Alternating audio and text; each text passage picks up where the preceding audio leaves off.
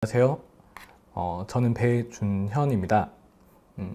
금일 발표할 내용은요, 이번에 출시될 우분투 20.04 LTS 새롭게 달라진 점과 애저에서는 이라는 내용으로 진행을 하겠습니다. 일단 앞서서 저를 소개해 드리자면 저는 클라우드메이트에서 데브옵스 엔지니어로 활동을 하고 있고요. 그리고 우분투 한국 커뮤니티에서 서울팀 리더로 활동을 하고 있습니다. 그리고 애저 MVP 활동도 같이 하고 있습니다. 금일 설명드릴 내용은요, 우분투 20.04 LTS에 대해서 설명을 드리려고 하는데요. 아직 2월 말 정도이기 때문에 아직 많은 내용들이 이제 공개되어 있지는 않습니다. 공개되어 있지는 않은데, 그 PT 화면에 보시는 것처럼 그 오마이갓이라고 하나요? 그 OMG 우분투 사이트에 들어가시면 현재도 계속 그 새로운 뉴스들이 릴리즈 되고 있습니다. 그래서 해당 사이트의 내용들과 그리고 오피셜 릴리즈 사이트 그리고 뭐 사이클이라든지 뭐 이런 쪽을 통해서 2월 말까지 이제 수집된 업데이트 내용들을 정리해서 알려드리려고 하고요. 일단 저희 그 우분투에서는 매년 뭐 04 버전이라든지 10 버전들이 나올 때마다 그 동물 모양으로 늘 이렇게 동물이 하나씩 나오죠. 코드 네임이 나오는데 04 버전의 이제 코드 네임은 포칼포사라고 하는 동물인데 사실 포칼포사가 뭐 어떤 동물인지는 잘 모르겠습니다. 한국에는 없는 종이죠. 그래서 뭐 사이오닉 비버라든지 뭐 이렇게 뭐 18 버전에서 사이오닉 비버였죠. 사이오닉 비버였고 이번에는 포칼포사라는 친구가 코드네임으로 나왔네요. 뭐 펭귄도 있었고 뭐 여러 가지 있었죠. 일단 그 데스크탑에서의 이제 변화 그리고 업데이트에 대해서 조금 먼저 알려드릴게요. 저희 화면 그 왼쪽 아래 제가 그 화살표로 같이 포함되어 있죠. 보시면 늘 A라고 되어 있어서 이 아마존 관련 링크가 늘 우분투 데스크탑에 있었습니다. 제가 처음으로 확인한 시점이 12년도 버전이니까 2010인가요? 네.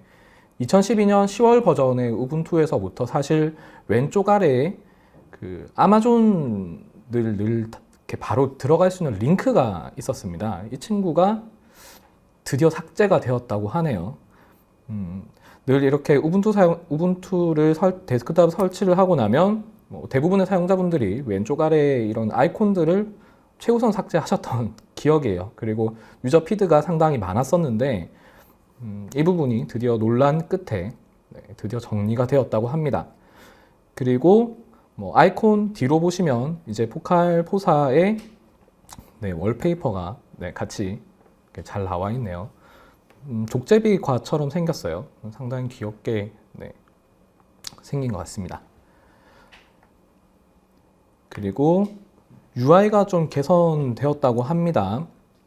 16일 날 이제 16일자 업데이트 내용에서 보시면 이번에 그 테마 사실 테마도 늘 바뀌었었죠. 예전에 1804 버전에서는 유니티 기반의 UI가 이제 쭉 지원됐었는데 그 이제 프로젝트와 여러 사정으로 다시 지놈으로 돌아왔어요. 그러니까 지놈으로 돌아오고 이번에는 2004 버전에서는 그 우분투에서는 야루라는 이름으로 테마를 제공을 한다고 합니다.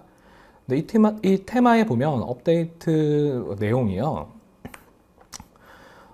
저희 사실 뭐 비주얼 스튜디오나 아니면 모바일 혹은 웹사이트에서 많이 제공하는 형태인 뭐 밝은 버전 그리고 뭐 일반 버전 그리고 어두운 버전 이렇게 새롭게 제공을 한다고 합니다. 사실 유저들 피드가 상당히 많았고 일부 어플리케이션에서는 이런 다크 모드라고 하죠. 다크 모드가 뭐 지원되긴 하지만은 이 전체적인 UI 인터페이스가 지원하지 않았던 문제, 그건 좀 약간 불일치했었죠. 이런 부분들이 이제 OS 내의 테마로서 제공됨으로써 네, 좀 맞춰 나갈 수 있을 것 같아요. 그래서 뭐 선호하는 색깔, 개발자분들은 네, 어두운 다크 모드도 많이 선호하고 뭐 하죠. 뭐 프레젠테이션 할 때는 개인적으로 라이트 버전을 선호를 합니다.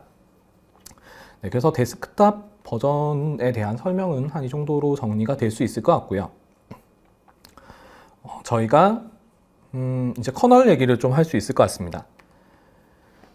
이번에 2004 그 LTS 버전에서는 커널이 5.4 버전이 선택이 됐습니다. 5.4 버전은 사실 나온 지 좀 되었죠. 지금 현재 2월 말 최신 릴리즈 같은 경우에는 5.6 버전, 5.6 버전과 최근 버전이 5.5의 RC3 버전 정도가 지금 나와 있는데요. 안정성을 이유를 들어서인지 일단 2019년도 버전인 한 중계 버전이 5.4가 일단 채택이 되었다고 합니다. 뭐 해당 관련 내용들도 계속 메일링 리스트에 그 유저들이 이런저런 얘기를 많이 하고 있어요. 5.5 버전도 갈 수 있냐, 아니면 5.4로 갈 거냐라고 했는데 커널 프리즈는 5.4로 선정이 되었습니다. 5.5에 대한 업데이트도 이제 제공이 되지 않을까라고 생각을 하는데요. 일단 결국 5.4 버전이 선정이 되었기 때문에 5.4에서는 어떠한 이점이 있는지, 어떤 기능들을 좀 사용할 수 있는지를 조금 찾아봤습니다. 일단 5.4 버전에서는 사실 FAT라고 하면 그 32비트 이제 OS에서 쓰던 건데 이게 64비트 OS로 많이 넘어오게 되면서 사실 좀 사장되다시피 했던 FAT, 이 친구의 FAT의 이제 저작권이라고 하나요? 지적재산권이 사실 마이크로소프트에 있죠. 이제 이게 EXFAT라고 해서 리눅스 커널에 같이 포함이 되었습니다. 5.4 버전부터 뭐 오픈 소스로 그러니까 전체가 오픈되어 있는 건 아니고 SNI라고 해서 일부 이제 그 SNI 가입된 조직들에 한해서 이제 오픈 소스에 이제 클레임이 없도록 신사협정 같은 거죠. 이제 그런 것들을 통해서 사용할 수 있게끔 제공하고 있고요. 당연히 64비트 OS에 맞는 이제 파일 시스템이겠죠. 파일 시스템을 제공을 하겠죠. 그래서 EXFAT를 사용할 수 있다. 그리고 뭐 마이크로소프트도 계속 오픈 소스 쪽으로 기여를 하고 있기 때문에 그런 관점에서 제공하지 않았나? 제공하고 있지 않나 싶습니다. 뭐 해당 내용은 5.4 버전 커널에 맞춘 작년도 중하반기 때 얘기고요. 그리고 또 하나를 보시게 되면 리눅스 커널에서 그 인풋과 아웃풋에 대한 이제 어링을 좀 이렇게 해소를 하려고 많이 노력을 했던 것 같습니다. 처음에 이 IO 어링이 들어갔을 때는 커널 5.1 버전 때 이제 들어가 있었습니다. 5.1 버전 때 들어가 있었고 IO에서 더 빠르고 더 효율적으로 사람들 추가하기 위해서 많은 엔지니어들이 노력을 했었는데요. 보통 리눅스 서버 버전이나 뭐 여러 가지 그 클라우드 환경 위에서 작업을 하실 때 많은 분들이 안정성이나 이런 것들을 이유로 조금 예전 버전의 LTS를 좀 많이 선택을 하십니다. 처음에 1804 LTS가 나왔을 때도 대부분의 유저분들은 1604 LTS를 설치를 했었죠. 그리고 지금 이제 2004가 나오기 때문에 1804를 써야 될지 2004를 써야 될지 조금 고민이 많으실 것 같아요. 근데 이게 대규모 서버 환경을 운영하시게 되면 소위 말하는 클라우드 엔지니어들이 설명하는 그 IO, 그러니까 인풋과 아웃풋에 이제 스레숄더에 눌린다라는 말을 많이 표현하는데요. 디스크의 읽기나 이제 쓰기가 클 때 보통 그런 것 때문에 CPU 클럭이나 메모리가 남아있음에 불구하고 뭐 요즘 빅데이터 같은 걸 많이 하시죠. 뭐 대용량의 파일을 읽어드리면서 생기는 문제들이 커널에서 계속 개선이 되고 있습니다. 그래서 해당 내용, 앞에 보시는 내용은 5.1 버전인데 재밌게도 5.4 버전에서 이 IO 그 어링이 좀 많이 개선이 되었다고 해요. 뭐 내용을 쭉 보시면 가운데 열 정도의 뭐 퍼포먼스 향상이 755배 향상되었다라고 하는데 사실 이건 좀 통계나 뭐 배수에 좀 장난일 수는 있습니다. 보통 1초인 친구가 뭐 0.5초만 돼도 뭐 시간 좀만 줄어도 대단히 많이 뭐 향상됐다라고 하는데 뭐 일단 결과적으로는 5.4 버전, 그러니까 이번에 출시되는 2004 LTS에 포함되는 커널의 이 IO 어닝이 최근에 이제 정리된 내용, 그러니까 그 성능이 향상된 내용으로 이제 같이 머지가 되었기 때문에 아마 2004에서 같이 사용하실 때 의미가 있으실 것 같습니다.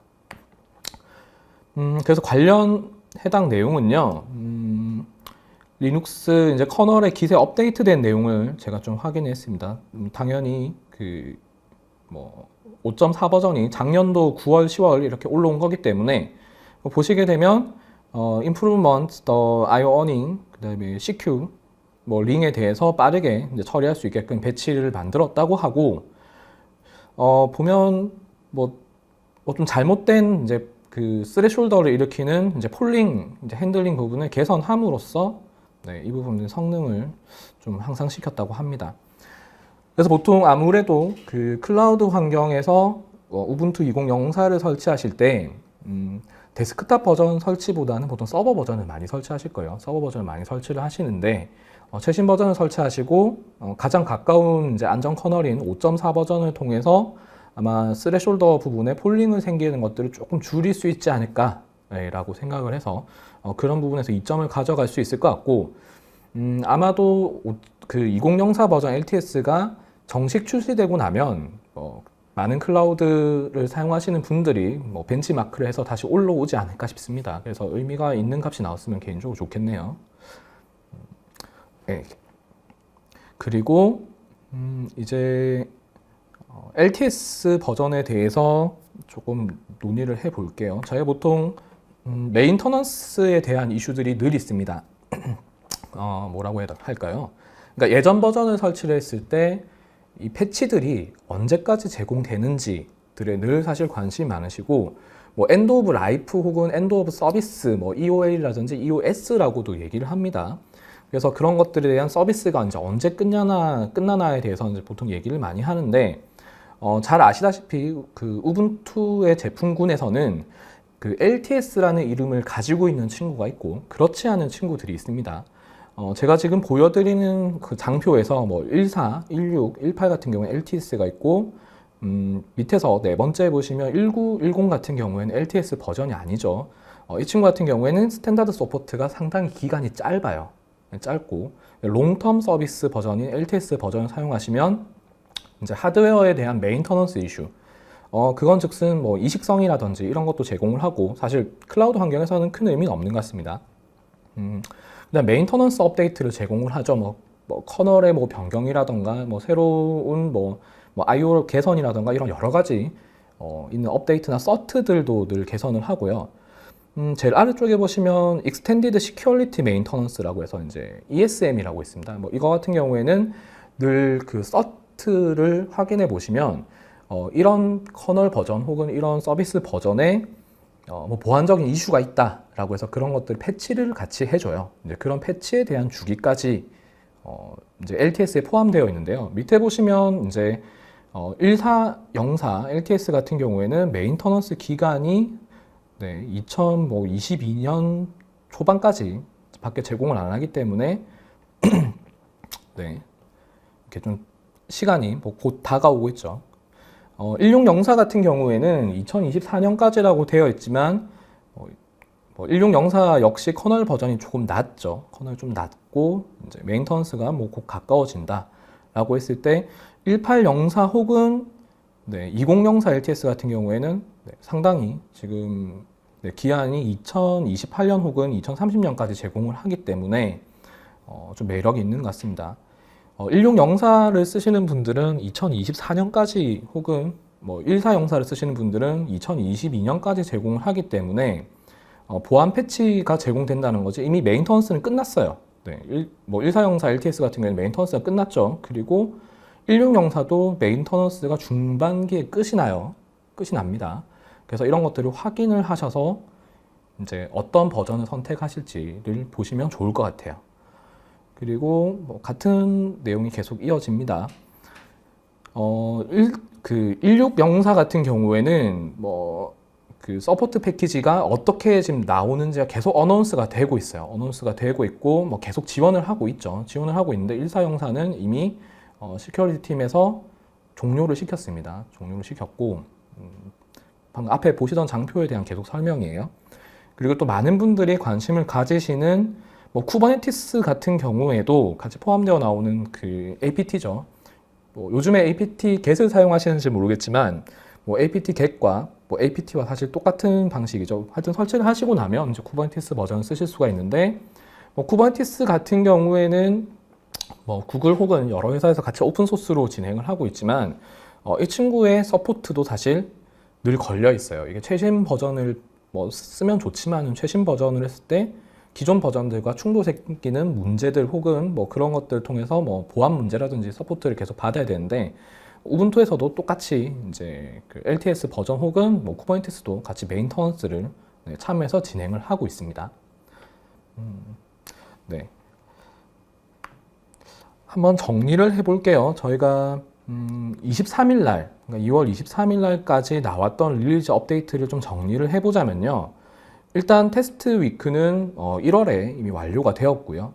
UI 같은 경우에는 저희가 야루 테마를 사용한다고 했었죠. 이 친구는 19일 날, 3월 19일 날 이제 확정이 정확하게 될 예정이고, 우분투 베타 버전 같은 경우에는 4월 2일부터 만나보실 수가 있고, 뭐 커널 같은 경우에는 완벽히 픽스 고정되는 게 이제 9일 날 정리가 된다고 합니다. 그리고 지금 출시 예정일이 16일로 잡고 있죠. 16일로 일단 잡고 있습니다. 근데 지금 데일리 업데이트 같은 경우에는 미리 받아 보실 수가 있어요. 받아 보실 수가 있고 이제 정확하게 릴리즈가 되는 시점을 이제 16일로 예상을 하고 있다. 라고 이해하시면 되겠습니다. 그래서 추가적인 내용을 뭐 몇 가지 더 정리되는 게 있죠. 뭐 지놈 3.36을 쓴다.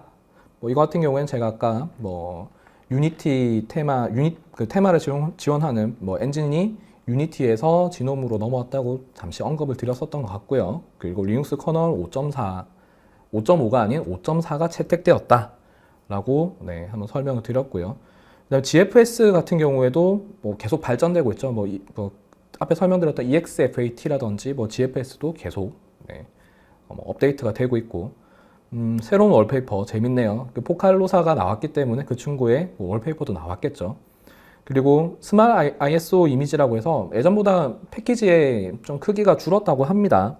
늘 이 새로운 버전이 나올 때마다 좀 용량이 큰 USB를 준비해야 되나 라고 고민을 하는데 뭐 기존의 크기보다 더 줄었다고 해요. 제가 아직 다운로드를 받아보지는 않았습니다. 그리고 또 어떤 것들 있죠? 게임에 대한 뭐 향상이 있다고 합니다. 그리고 지놈 쉘에서의 퍼포먼스도 더 나아졌다고 합니다. 한 정도 내용이 될 것 같고요. 사실 우분투 그 2004 LTS 같은 경우에 늘 2년 이렇게 주기가 있죠. LTS의 주기가 뭐 예전에 1, 2 버전부터 이제 정해져서 2년 주기로 계속 이제 올라오고 있는데요. 우분투 같은 경우에는 다른 리눅스의 뭐 OS 그 패키지와 달리 패치 주기가 상당히 빠른 것 같아요. 4월, 10월, 그리고 그 다음에도 4월, 10월, 그리고 2년차가 될 때 이제 4월에 LTS를 늘 내고 있습니다.